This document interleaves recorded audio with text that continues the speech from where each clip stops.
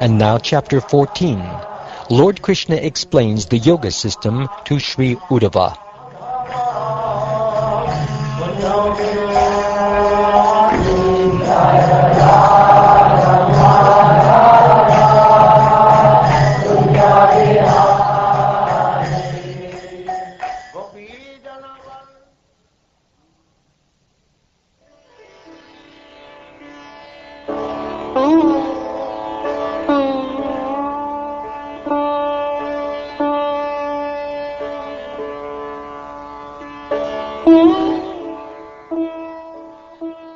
Sri Uddhava said, "My dear Krishna, the learned sages who explain Vedic literature recommend various processes for perfecting one's life.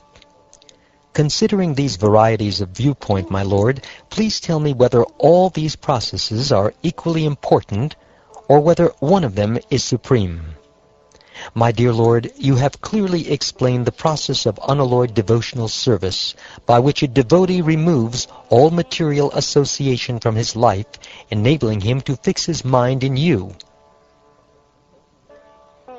O Uddhava, by the influence of time, the transcendental sound of Vedic knowledge was lost at the time of annihilation. Therefore, when the subsequent creation took place, I spoke the Vedic knowledge to Brahma, because I myself am the religious principles enunciated in the Vedas. Lord Brahma spoke this Vedic knowledge to his eldest son, Manu, and the 7 great sages, headed by Bhrigu Muni, then accepted the same knowledge from Manu.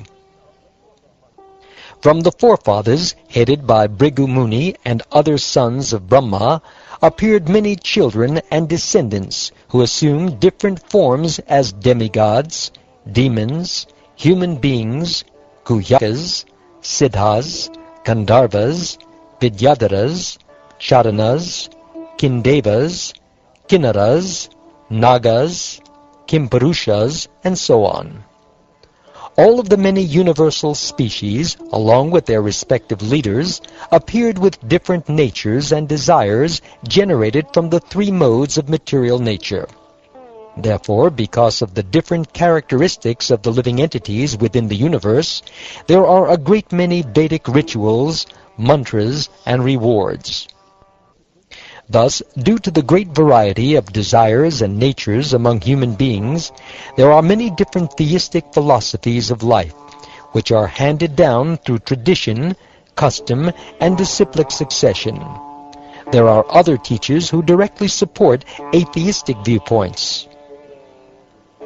O best among men, the intelligence of human beings is bewildered by my illusory potency, and thus, according to their own activities and whims, they speak in innumerable ways about what is actually good for people. Some say that people will be happy by performing pious religious activities. Others say that happiness is attained through fame, sense gratification, truthfulness, self-control, peace, self-interest, political influence, opulence, renunciation, consumption, sacrifice, penance, charity, vows, regulated duties, or strict disciplinary regulation. Each process has its proponents. All the persons I have just mentioned obtain temporary fruits from their material work. Indeed, the meager and miserable situations they achieve bring future unhappiness and are based on ignorance. Even while enjoying the fruits of their work, such persons are filled with lamentation. O learned Uddhava, those who fix their consciousness in me, giving up all material desires, share with me a happiness that cannot possibly be experienced by those engaged in sense gratification.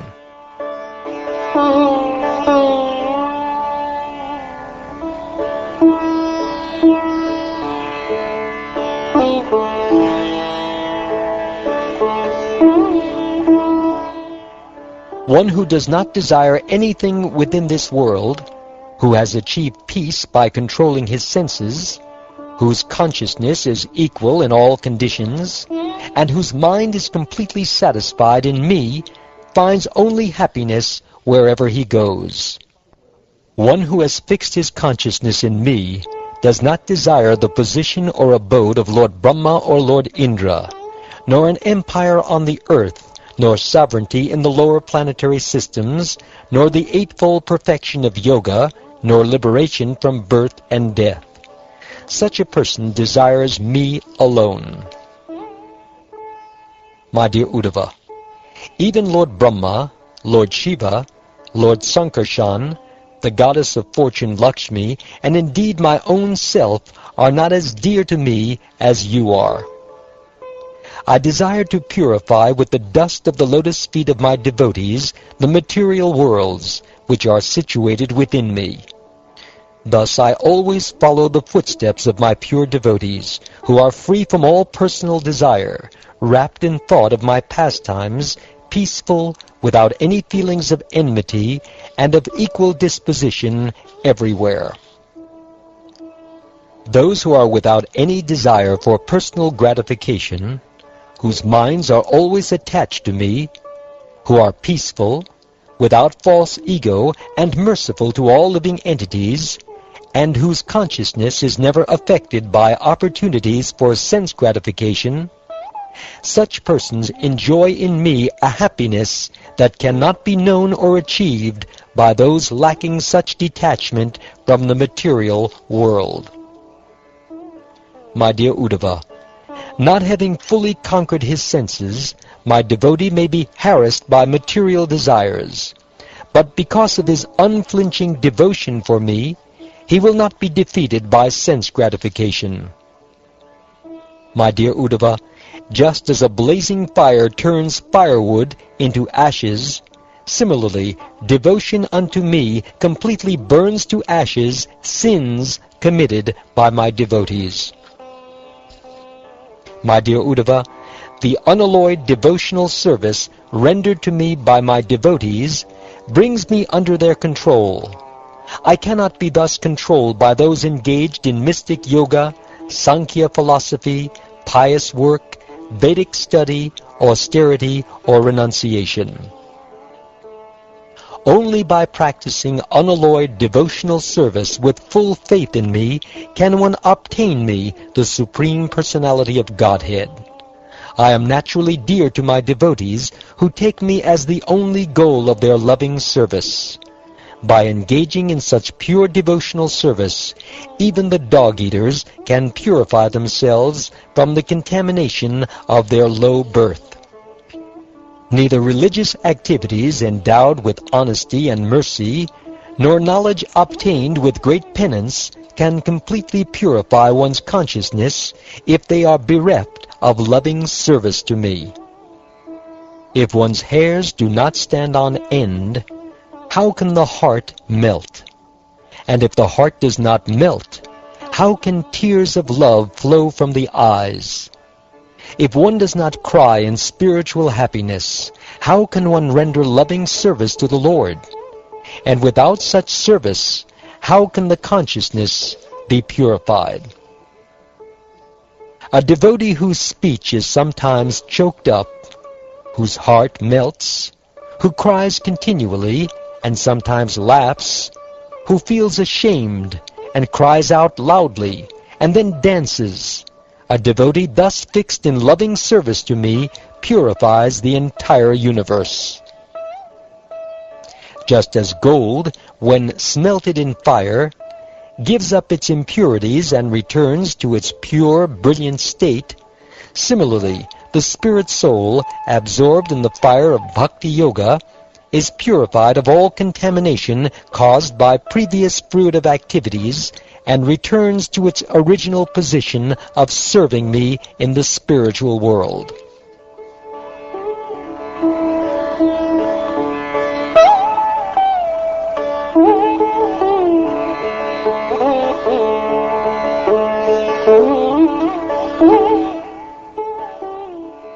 When a diseased eye is treated with medicinal ointment, it gradually recovers its power to see.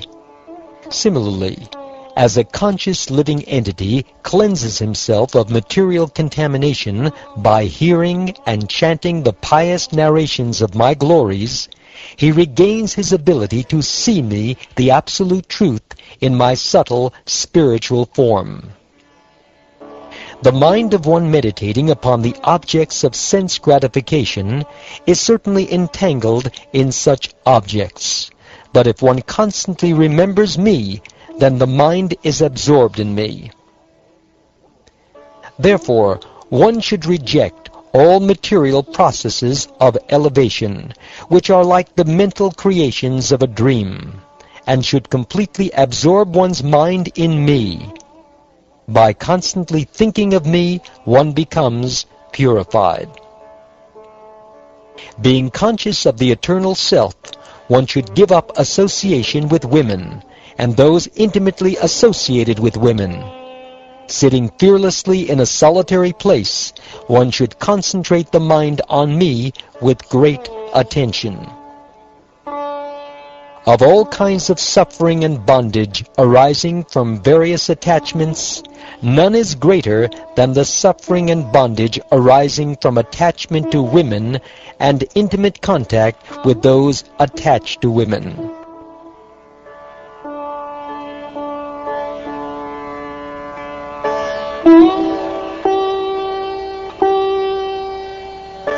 My dear lotus-eyed Krishna, by what process should one who desires liberation meditate upon you? Of what specific nature should his meditation be? And upon which form should he meditate? Kindly explain to me this topic of meditation. O Uddhava, sitting on a level seat that is not too high or too low, keeping the body straight and erect yet comfortable, placing the two hands on one's lap and focusing the eyes on the tip of one's nose, one should purify the pathways of breathing by practicing the mechanical exercises of Puraka, Kumbhaka, and Rechaka, and then one should reverse the procedure, Rechaka, Kumbhaka, Puraka. Having fully controlled the senses, one may thus practice pranayama step by step. Beginning from the Muladhara chakra, one should move the life air continuously upward, like the fibers in the lotus stalk, until one reaches the heart, where the sacred syllable Om is situated, like the sound of a bell. One should thus continue raising the sacred syllable upward the distance of 12 angulas, and there the Omkar should be joined together with the 15 vibrations produced with Anusvara. Being fixed in the Omkar, one should carefully practice the pranayama system 10 times at each sunrise, noon, and sunset. Then, after 1 month, one will have conquered the life air. Keeping the eyes half closed and fixed on the tip of one's nose, being enlivened and alert, one should meditate on the lotus flower situated within the heart. The lotus has 8 petals and is situated on an erect lotus stalk. One should meditate on the sun, moon, and fire, placing them one after the other within the whirl of that lotus flower. Placing my transcendental form within the fire, one should meditate upon it as the auspicious goal of all meditation. That form is perfectly proportioned, gentle, and cheerful. It possesses 4 beautiful long arms, a charming, beautiful neck, a handsome forehead, a pure smile, and glowing shark-shaped earrings suspended from 2 identical ears. That spiritual form is the color of a dark rain cloud, and is garbed in golden yellowish silk. The chest of that form is the abode of Srivatsa and the goddess of fortune, and that form is also decorated with a conch shell, disc, club, lotus flower, and garland of forest flowers. The 2 brilliant lotus feet are decorated with ankle bells and bracelets, and that form exhibits the Kaustubha gem along with an effulgent crown. The upper hips are beautified by a golden belt, and the arms are decorated with valuable bracelets. All of the limbs of that beautiful form capture the heart, and the face is beautified by merciful glancing. Pulling the senses back from the sense objects, one should be grave and self-controlled, and should use the intelligence to strongly fix the mind upon all of the limbs of my transcendental body.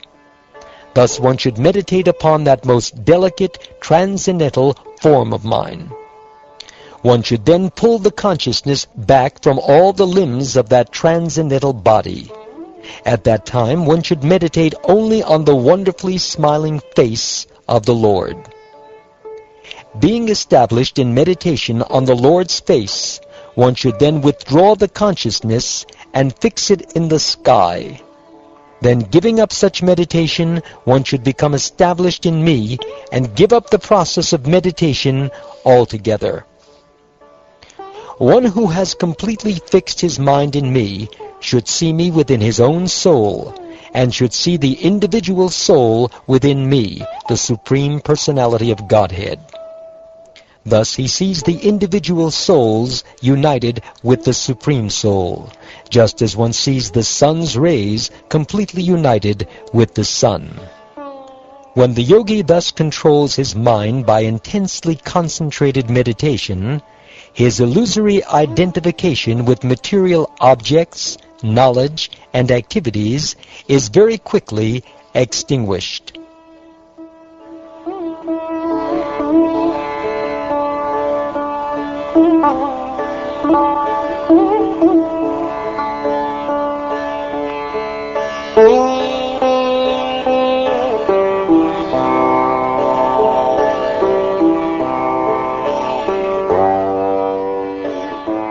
Thus ends the 14th chapter of the 11th canto of the Srimad Bhagavatam, entitled Lord Krishna Explains the Yoga System to Sri Uddhava.